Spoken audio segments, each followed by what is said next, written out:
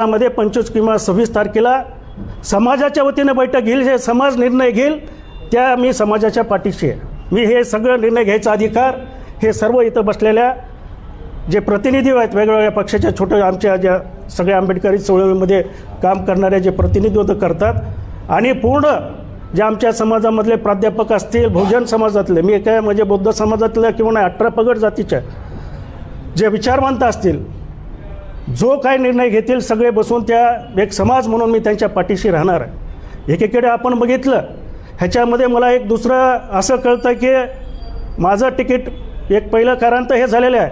दुसरं कारण असं आहे की ह्याच्यामध्ये प्रचंड पैसेवाले लोक घुसलेले आहेत. भूमाफिया, वाळू माफिया, गुटखा माफिया हे सर्वजण या निवडणुकीमध्ये उतरलेले आहेत आणि त्यांना एकच करायचं आहे की या नगरपालिकेच्या माध्यमातून ज्या बीड शहरातल्या वक्फ बोर्डच्या जमिनी आहेत त्यांना त्या ठिकाणी नगरपालिकेतून PTR त्या ठिकाणी त्यांना काढायचे. आणि मी जर आलो असतो, आपल्याला माहीत आहे, मी जर माझ्या घराघरामध्ये चर्चा होती माझ्या तिकिटाची, मी जर आलो असतो तर स्वतंत्र विचाराचा माणूस म्हणून मी त्या ठिकाणी काम केलं असतं. मी कुणाच्या दबावाला आणि कुणाच्या सांगण्यावरून काम केलं नसतं. आणि म्हणून त्यांना माहीत आहे हे स्वतंत्र विचाराचा माणूस आहे, स्वाभिमानी आहे, कुणाच्याही दारात न जाणारा माणूस आहे. हे सुद्धा कारण या मागचं असू शकतं. ही अशी परिस्थिती आहे. कुणाला या नगरपालिकेच्या माध्यमातून राजेशाही बीड शहरामध्ये आणायची आहे, पण माझ्या बीड शहरातली जनता अत्यंत हुशार आहे, जाणकार आहे. ही राजेशाही नाही आहे बांधवांनो, या ठिकाणी लोकशाही चालती आहे. आणि म्हणून ही राजेशाही आम्ही बीडच्या विशीच्या बाहेर आम्ही फेकल्याशिवाय राहणार नाही असं आपल्या वतीनं सांगतो. दुसरी गोष्ट अशी आहे की या ठिकाणचे पालकमंत्री अजितदादा आहेत, त्यांनी ही निवडणूक आपली काय म्हणजे अस्तित्वाची केलेली आहे आणि म्हणून आता हे ऐकणार नाहीत. ही सर्व लोक माझ्या विरोधात जाणार आहे. म्हणून मला काल पोलीस प्रशासनाने नोटीस दिलेली आहे. त्याचं कारण काय की तुम्ही सोशल मीडियाच्या माध्यमातून तुमचं मत व्यक्त करतायत, पुन्हा त्याच्यामध्ये तुम्ही धमक्या देत आहेत. आणि दुसरी गोष्ट म्हणजे मजेशीर आहे की तुमच्या ऑफिसला फार प्रचंड गर्दी असते आणि त्याच्यातून वाद निर्माण होण्याची शक्यता आहे. मला सांगा, माझ्या ऑफिसला आज गर्दी असते का? मी जेव्हा असतो त्या ठिकाणी 400-500 लोक मला भेटून जातात. सगळं आपण पण कधी येत आहेत, आपण बघताय. म्हणजे तुम्हालासुद्धा बोलायला वेळ नसते, अशी परिस्थिती कधी निर्माण होते. आणि म्हणून ही चळवळ दडपण्यासाठी, पप्पू कागदेला दडपण्यासाठी ही मला मी नोटीस दाखवतो तुम्हाला.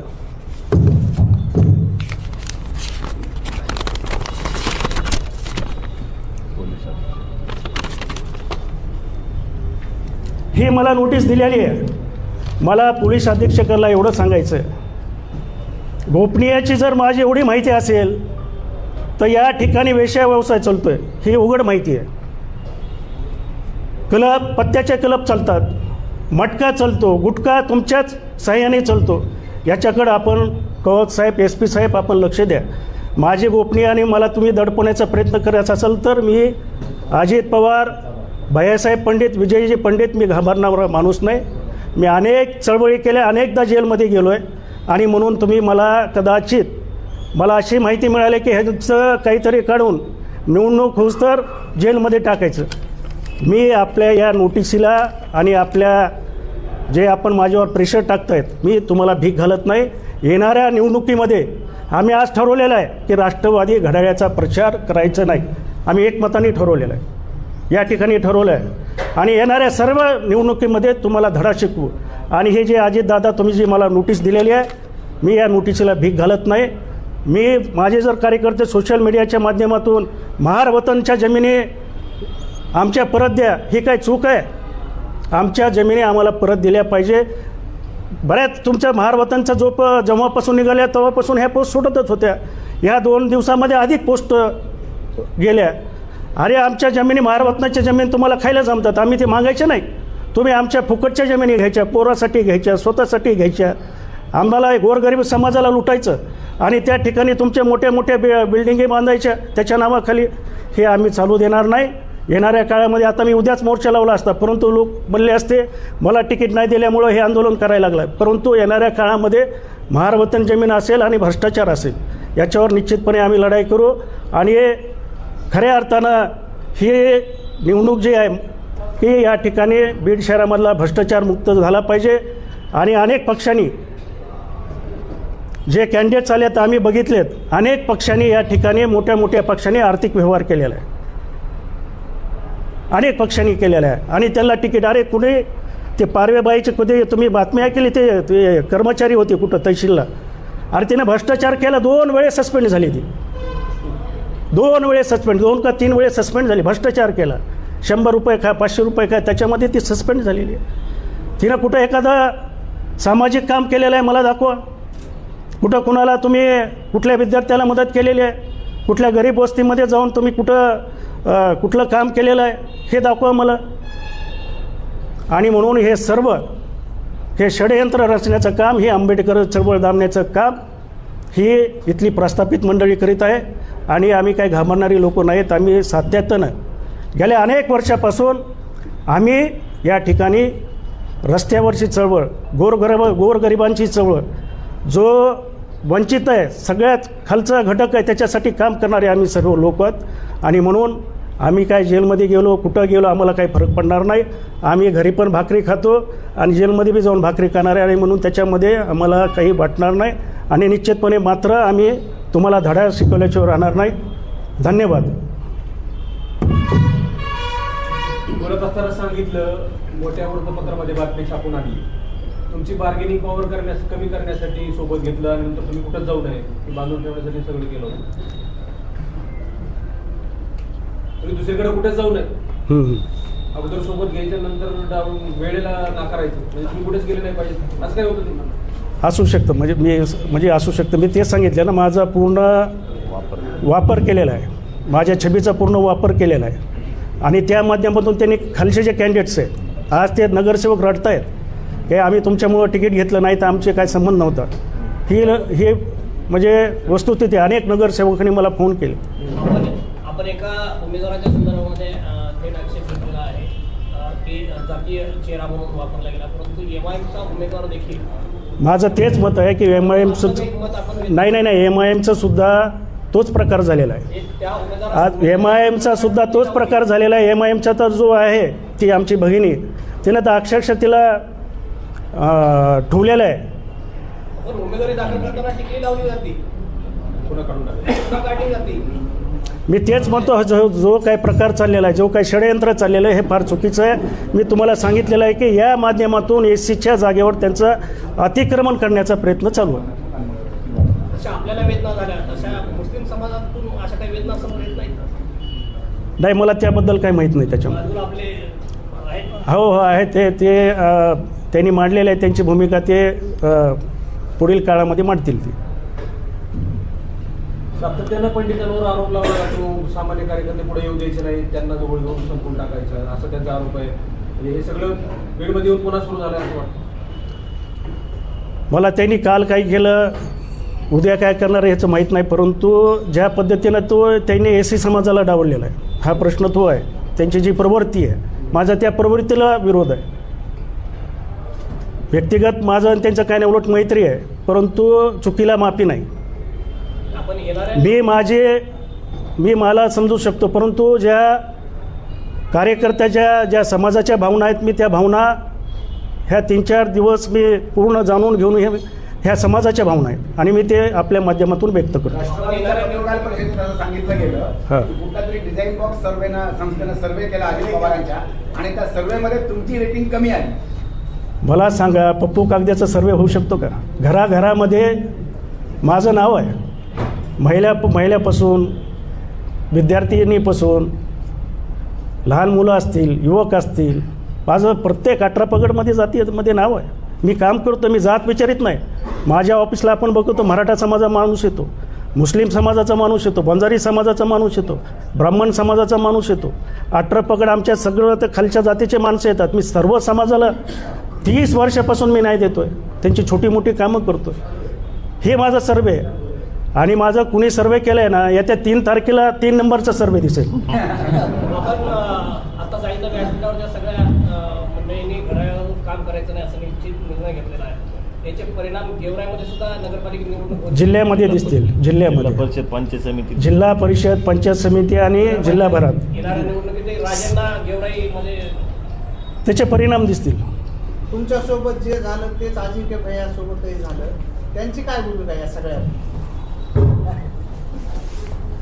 माझी भूमिका अशी आहे की बीड शहराच्या सर्वांगीण विकासासाठी मी राष्ट्रवादी काँग्रेस शरद पवार गटाला स्थानिक आमदारांना मी उमेदवारी मागितली होती.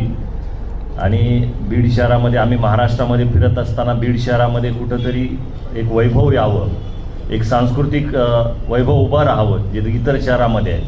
ही भूमिका माझी स्वतःची होती. एक नवीन युवा कार्यकर्ता म्हणून शहरामध्ये डेव्हलपमेंट करण्याच्या उद्देशाने मी उमेदवारी मागितली होती.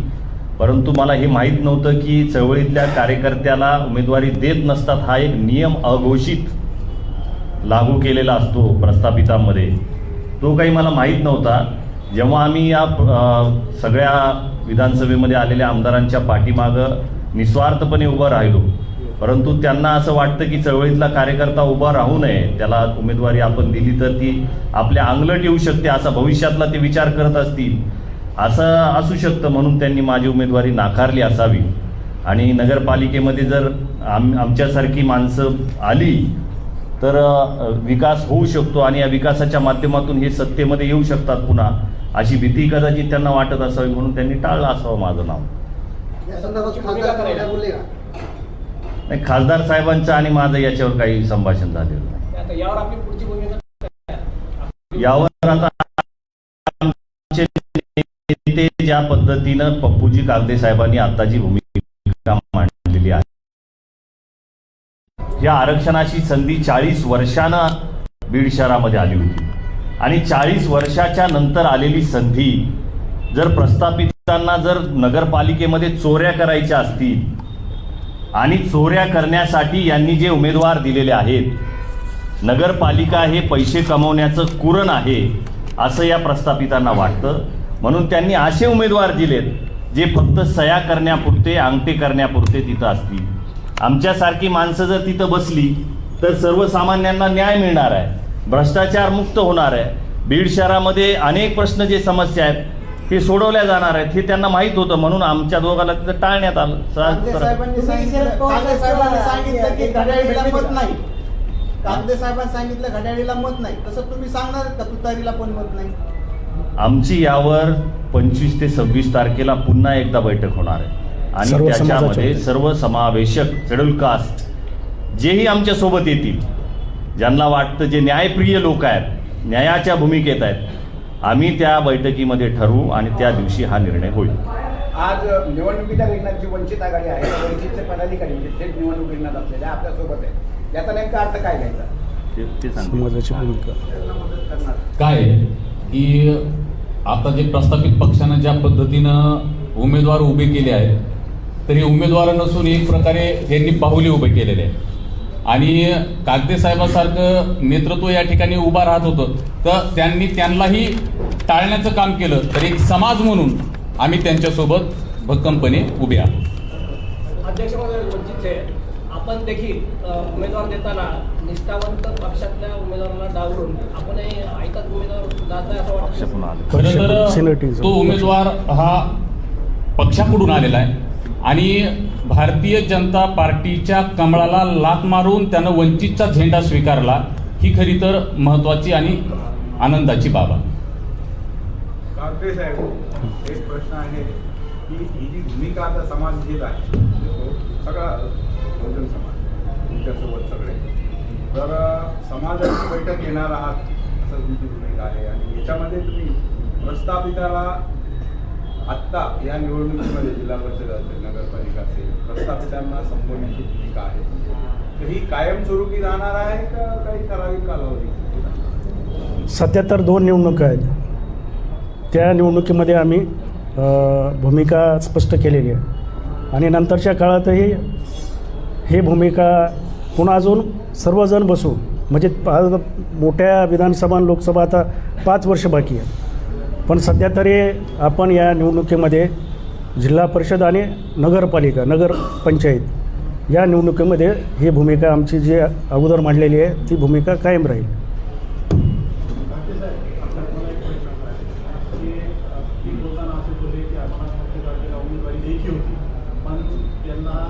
ते असं म्हणणं आहे की बाबा माझी जी आरती आहे त्याचं जे चिन्ह आहे त्या चिन्हावर मी निवडणूक लढणार नाही, प्रथमचे चिन्हावर मी निवडणूक लढणार नाही असं तुमचा काय त्यांच्याशी बोलणं झालं का? एक आणि जानकी साहेबांचा माझा असा प्रश्न आहे की राष्ट्रवादी काँग्रेस पक्षाने आज शरद पवार पक्षाने जी उमेदवारी दिली ते 40-45 वर्षापासून बीड नगरपालिकाचे नगरसेवक आहे. मग ते विकासाचे काम करणारे आणि सर्व समाजाचे नेतृत्व करणारे उमेदवार नाहीत का? बोलू का?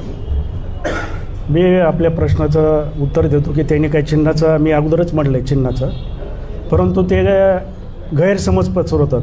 म्हणजे का नाही तर ते निवडणुकीत चिन्ह दाखवतात. मी अगोदरच सांगितलं आठवले साहेबाला विचारून की मी घड्याळ चिन्हावर उभा टाकण्यामध्ये तयार होतो, आणि ते असं गैरसमज पसरवतात आपल्या म्हणजे या माध्यमातून की त्याने चिन्ह घ्यायला नकार दिला. मी तुम्हाला अगोदरच सांगितलं की मी चिन्ह घ्यायला तयार होतो, मला आठवले साहेबांनी परवानगी दिलेली होती.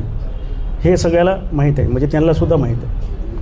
तुमच्या म्हणण्याप्रमाणे पातळी जर एखाद्या मुलीला समजा वडमारेंना निवड केली तुम्हाला डावलून तुम्ही मी 100% त्यांच्यासोबत असतो. तुम्हाला डावलून दिली असती तर? हो, मला डावलून दिली असती तरी दिली असते. चळवळीतल्या कुठल्याही कार्यकर्त्यांना, बबन वडमारे असतील, अजिंक्य असतील किंवा कुणीही असेल, इथं बसलेले अजय सरोदे असतील, कुणीही असेल, आम्ही प्रामाणिकपणे मी त्याला मदत केली असती, तन मन धनात, म्हणजे सगळ्या बाबतीतून. त्याच्यात काही आहे. आणि मी आजची प्रेस मला उमेदवारी डावल्यामुळं नाही घेत, लक्षात घ्या. हे समाजाला डावल्यामुळं मी ही प्रेस घेतो, आणि हे समाजाच्या ज्या भावना आहेत ह्या समाजाच्या भावना मी आपल्यापर्यंत आपल्या माध्यमातून पोहोचवतो. राष्ट्रीय पातळीवर भारतीय जनता पार्टी ही घटनाविरोधी भूमिका घेते अनेक वेळा, घटनेचा अवमान होतो. तर त्यावेळेला तुम्ही ही प्रस्थापित त्याच्या विरोधात घेतलेली भूमिका ही भाजपच्या फायद्याची ठरणार आहे का? ऐकून घ्या, ज्या ज्या वेळेस संविधानाला धक्का लावण्याची भाषा केली त्या वेळेस मी रोडवर उतरून त्याचा मी निषेध केलेला आहे. आमचा जरी मित्रपक्ष असेल आणि चुकत जर असेल तर त्याची चूक दाखवण्याची ताकद ही आमच्यामध्ये आहे आणि दाखवलेली आहे. मी प्रत्येक वेळेस आंदोलनं सत्तेच्या विरोधात केलेली आहे. मी सत्तेमध्ये असून त्यांच्या मांडीला मांडी लावून बसतो आहे. मी त्यांच्या विरोधात ज्या ज्या ठिकाणी ते चुकलेत त्या ठिकाणी मी आंदोलनं केलेली आहे आणि करत राहणार. पण तुमच्या या आजच्या भूमिकेमुळे त्यांना ताकद मिळू नये ना, अशी भूमिका मी तुम्हाला सांगितलं शेखरजी अगोदरच की जे समाज भूमिका घेईल मी त्या भूमिकेशी पाठीशी आहे. मी माझी भूमिका नाही आहे, मी समाजाच्या बाजूने आहे. अध्यक्षजी, आज जसं आपण सर्वजण एकत्र आला, ज्या दिवशी एसटीचं आरक्षण जाहीर झालं त्या दिवशी जर बसून असा काही निर्णय घेतला असता तर चित्र काही वेगळं दिसलं असतं का? बरोबर आहे, परंतु आता कसं आहे, आम्ही जिथं जे बसलेलो आहेत, आता अजिंक्य भैया वेगळ्या पक्षाचं नेतृत्व करतो, मी वेगळ्या पक्षाचं करतो, अजय वेगळा. आणि जशी माझी भावना आहे, म्हणजे मी जसं आलो रेसमध्ये ते पण आलेले आहेत, त्यांची पण इच्छा आहे. इथं बसलेले सगळ्यांची इच्छा आहे की पालिकेचा अध्यक्ष होता आणि सगळ्याला अधिकार आहे तो. आणि आपापल्या पद्धतीनं सर्वजण प्रयत्न करत होते आणि त्यामुळं एकत्र येण्याचं नाहीत. अजिंक्यला मिळालं असतं तर एखाद्या पक्षाकडून तर त्याला सहकार्याची भावना माझी असते, त्याच्यात काही दुमत नाही. आमचं अंडरस्टँडिंग गेल्या अनेक वर्षापासून आम्ही सोबत काम करतो, एकूण एकाला मदत करतो, एकाच्या आम्ही सर्व सुखादुखात आहे. आम्ही जरी वेगळ्या असलो तरी आम्ही एकत्र आहोत. आम्ही सगळं काय, तुम्हाला तर माहिती आहे आंबेडकर जयंती आम्ही साजरा करतो, आम्ही सगळेजण मिळून करतो ना. आम्ही प्रत्येक वर्ष सोबत आहेत, प्रत्येक दिवस आम्ही सोबत आहे. आमच्यामध्ये कुठलाही वाद नाही आत्तापर्यंत तरी. नाही, वादच नाही, चित्र काही वेगळं दिसलं असतं का? मी तुम्हाला सांगितलं ना, आता सगळ्याची इच्छा आहे आणि त्यांची इच्छा साहजिक आहे.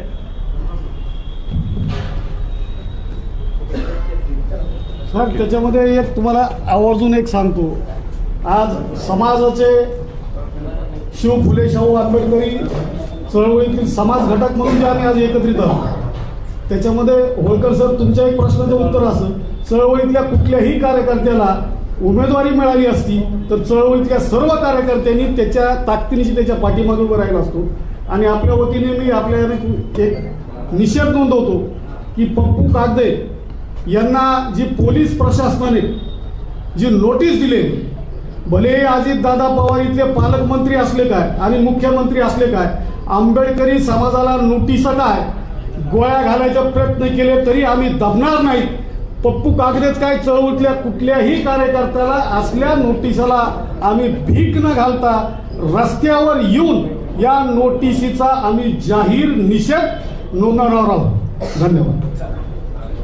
ह्या नोटिसा काय गोळ्या घालायचा प्रयत्न केले तरी आम्ही दबणार नाही.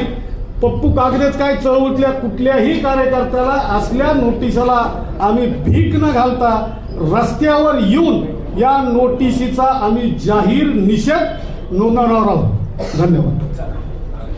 ह्या नोटिसा काय गोळ्या घालायचा प्रयत्न केले तरी आम्ही दबणार नाही. पप्पू कागदेच काय चळवळीतल्या कुठल्याही कार्यकर्त्याला असल्या नोटिसाला आम्ही भीक न घालता रस्त्यावर येऊन या नोटिसीचा आम्ही जाहीर निषेध नोंदवणार आहोत. धन्यवाद. ह्या नोटिसा काय गोळ्या घालायचा प्रयत्न केले तरी आम्ही दबणार नाही. पप्पू कागदेच काय चळवळीतल्या कुठल्याही कार्यकर्त्याला असल्या नोटिसाला आम्ही भीक न घालता रस्त्यावर येऊन या नोटिसीचा आम्ही जाहीर निषेध नोंदवणार आहोत. धन्यवाद. ह्या नोटिसा काय गोळ्या घालायचा प्रयत्न केले तरी आम्ही दबणार नाही. पप्पू कागदेच काय चळवळीतल्या कुठल्याही कार्यकर्त्याला असल्या नोटिसाला आम्ही भीक न घालता रस्त्यावर येऊन या नोटिसीचा आम्ही जाहीर निषेध नोंदवणार आहोत. धन्यवाद. ह्या